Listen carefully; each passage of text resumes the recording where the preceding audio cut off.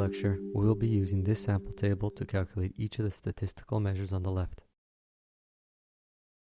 While it is generally easy to learn the meaning behind each letter, difficulty is commonly found in figuring out what the values are for each and how to fill out the table. For example, looking at the question on the right, we see that there are 800 people involved in the study and that the prevalence of the disease is 20%. We are also told that the sensitivity of the test is 75% and the specificity is 87.5. With a little bit of math, these 4 pieces of information are enough to fill out the table. Now let's get out a pencil and a piece of paper and go through this process in a step-by-step manner. The first detail that the question provides us with is the total number of people in the study, which is 800. Next, we are given the prevalence with which we can determine the number of people with the disease. To do so, we will multiply the total number of people in the study, 800, by a prevalence of 20%.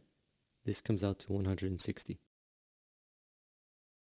The number of people without the disease is now simple to figure out.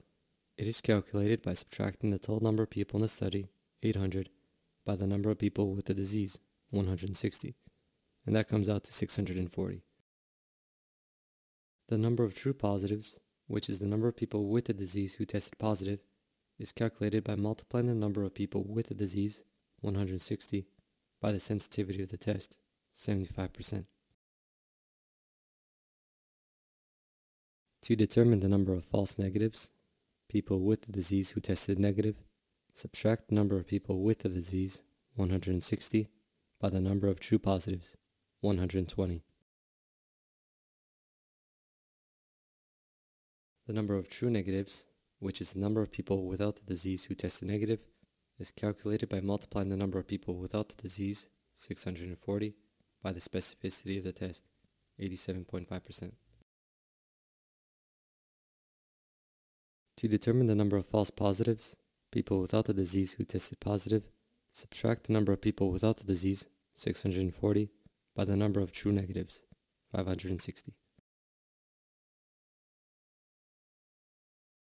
The total number of positive tests is calculated by adding together the number of true positives, 120, and the number of false positives, 80. Likewise, the total number of negative tests is calculated by adding together the number of false negatives, 40, to the number of true negatives, 560. Now we'll use the information in the sample table to calculate the statistical measures listed at the beginning of the lecture. Sensitivity is calculated by dividing the number of true positives, 120, by the total number of people with the condition, 160. Specificity is calculated by dividing the number of true negatives, 560, by the total number of people without the condition, 640.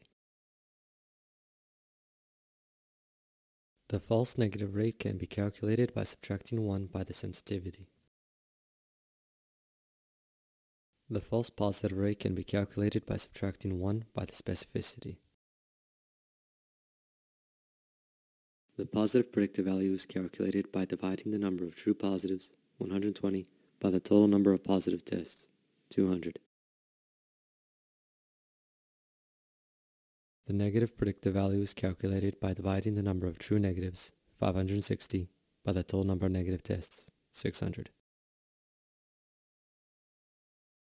The false detection rate can be calculated by subtracting 1 by the positive predictive value. The false omission rate can be calculated by subtracting 1 by the negative predictive value. The positive likelihood ratio is calculated by dividing the true positive rate, which is the sensitivity, by the false positive rate. The negative likelihood ratio is calculated by dividing the false negative rate by the true negative rate, also known as the specificity. Now let's go back to the question from the beginning of the lecture. The false negative rate was determined to be 25%, so C is incorrect. The positive predictive value is 60%, so A is incorrect.